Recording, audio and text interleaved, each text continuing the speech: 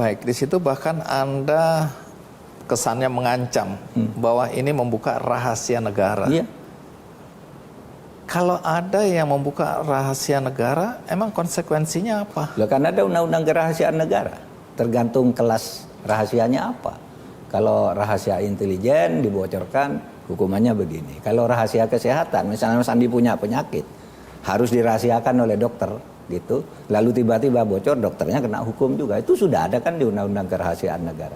Tergantung kelasnya. Kalau ini termasuk klasifikasinya rahasia negara, putusan pengadilan yang belum diucapkan, gitu. Itu jadi kita udah mengatur hukum ini semuanya. Nanti kita lihat aja gitu. Polisi profesional apa tidak. Jadi dan menurut saya polisi tidak usah takut dikira mempolitisir atau apa. Kalau hukumnya jelas, angkat. Seperti saya kasus Kominfo, hukumnya jelas, angkat. Saya bilang begitu Kejaksaan Agung. Saya yang backup. Saya bilang begitu. Tapi kalau Anda main-main, ya Anda yang saya suruh rujak pada orang. Gitu aja. Jadi konsekuensi hukum ini itu ada pada yang membocorkan, ya, kalaupun itu benar ya, di MK, dan yang menyampaikan kepada publik atau salah satu. Sama pembocoran rahasia. Ya kan mengedarkan ya, apalagi kemudian dia bicaranya itu lewat kan? Lewat WA kan? Penyebaran berita bohong melalui IT itu hukumannya berat tuh. Karena dia nulis di Twitternya yang dikutip orang kemudian. Ya kan, penyebaran berita melalui IT. Nah, hukumannya bisa agak gawat di atas 5 tahun itu. Menurut Anda ini serius ya?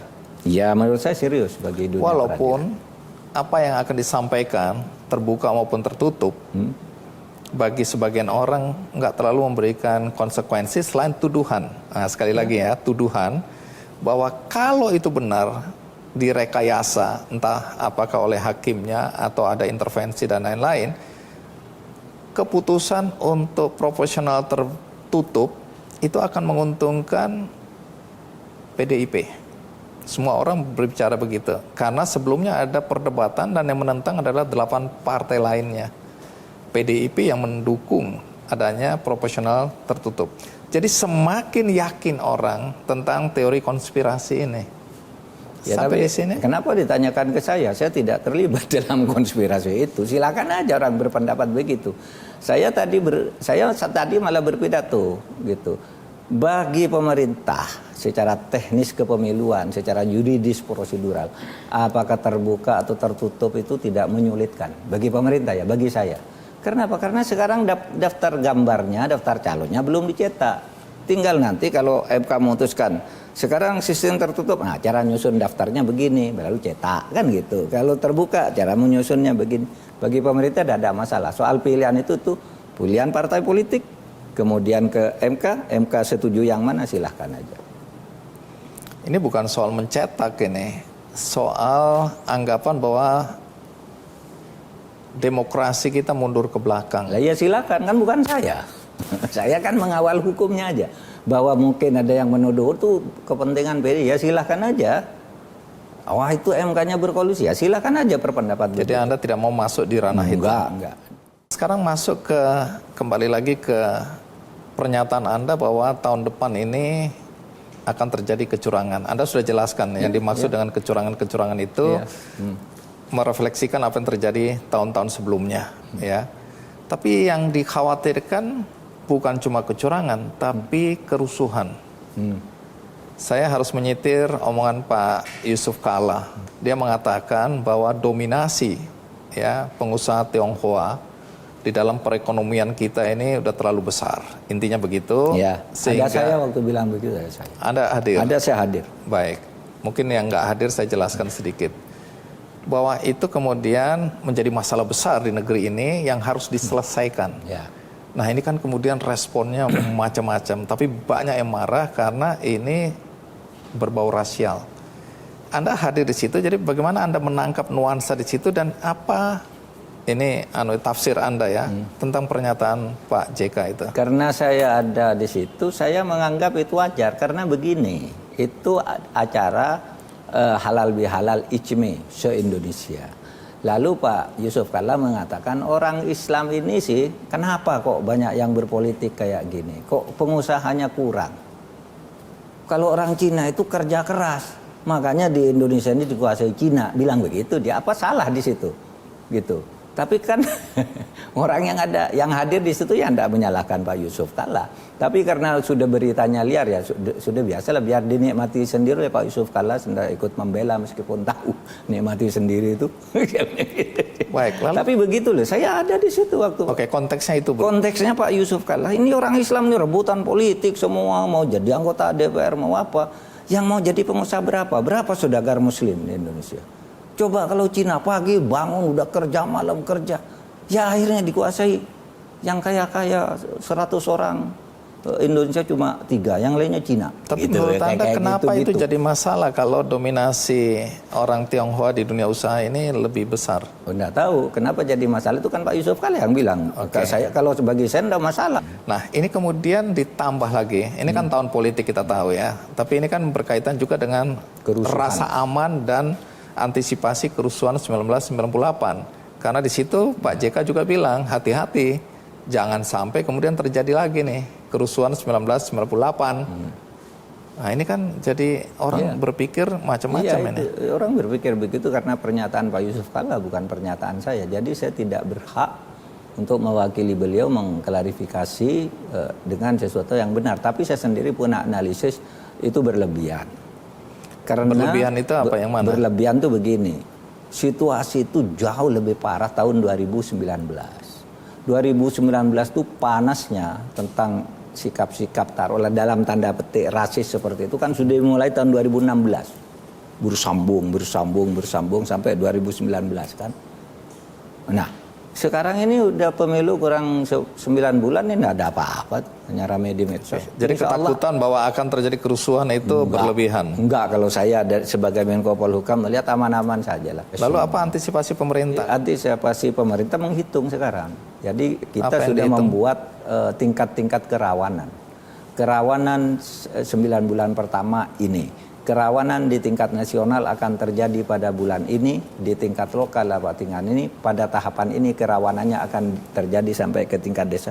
Itu sudah ada hitung-hitungnya semua. Tadi saya ceramah di depan TNI dan Polri, pimpinan TNI Polri. Ini loh, kerawanan untuk tingkat nasional terjadi pada tahap ini bulan ini. Kerawanan di tingkat kabupaten provinsi atau ini, kerawanan di tingkat desa ini.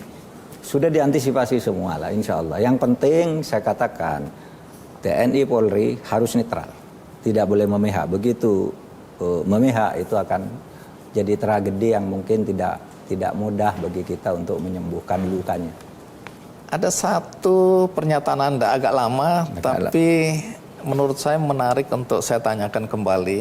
Ketika Anda hadir diundang sebagai pembicara di acara Kahgama ya, apa yang menarik perhatian di situ? Karena pernyataan Anda di antara pernyataan yang lain, tapi ada yang spesifik Anda mengatakan bahwa budaya berhukum, jadi ini dalam dunia hukum, di negeri ini, di Indonesia yang tercinta ini, sudah rusak. Ya. Apa yang Anda maksud dengan sudah rusak itu? Karena itu kumpulan alumni Gajah Mada dan profesional, ada dosen, ada hakim agung, ada DPR berkumpul di situ, ada menteri juga, ada 3 orang menterinya, ada rektor.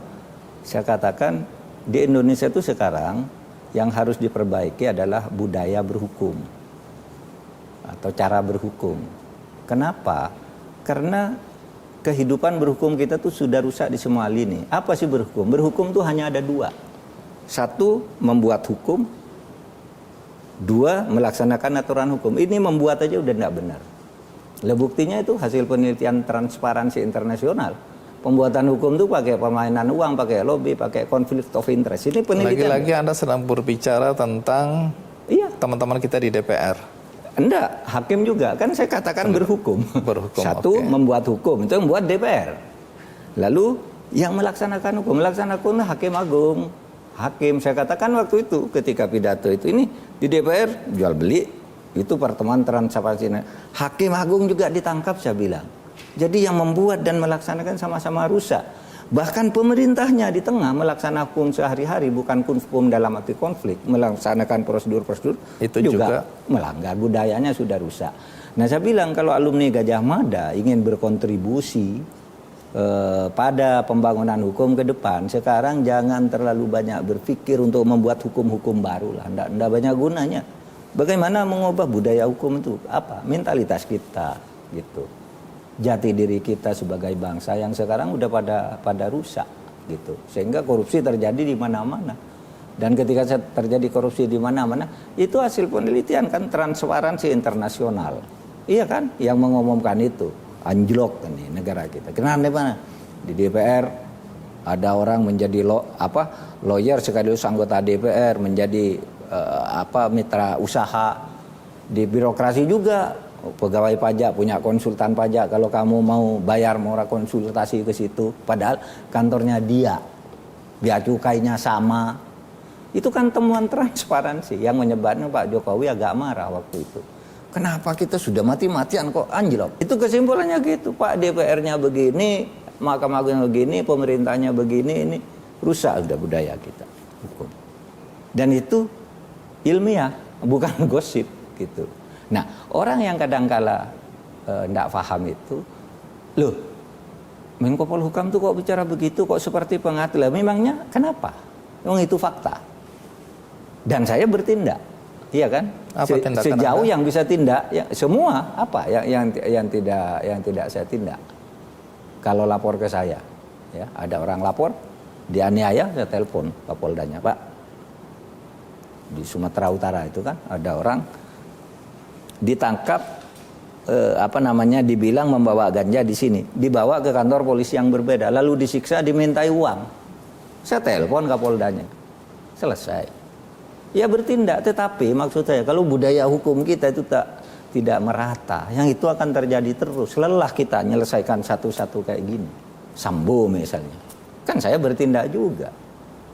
Pencucian uang, saya bertindak juga. Apa yang tidak saya tindak, bukan hanya menjadi pengamat. Marah ke DPR, menuding kamu yang jual-jual Markus di sini. Kamu di sini marah-marah, nanti cari perkara ke tempat saya, kan gitu.